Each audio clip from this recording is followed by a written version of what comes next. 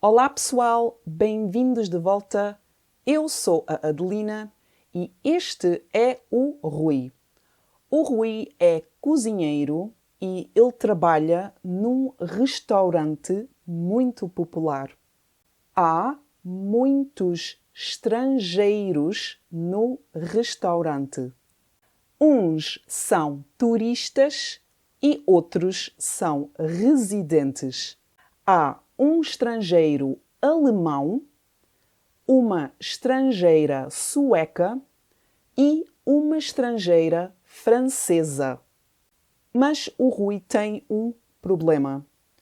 O Rui não fala alemão, ele não fala sueco e também não fala francês. O Rui só fala português e inglês. Este é o Rui ou é o Ricardo? Sim, este é o Rui. Ele chama-se Rui? Sim, ele chama-se Rui, não se chama Ricardo. E o Rui é cozinheiro? Sim, ele é cozinheiro. E o Rui trabalha numa cantina?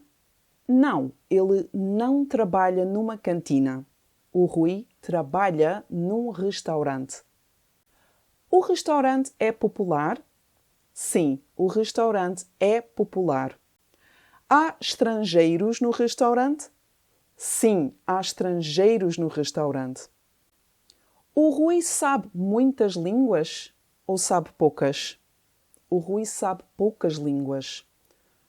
O Rui fala mandarim?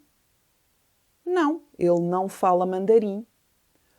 O Rui fala italiano? Não, ele não fala italiano.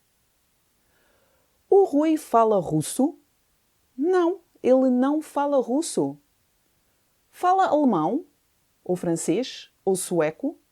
Não, ele não fala alemão, sueco ou francês. Que línguas fala o Rui?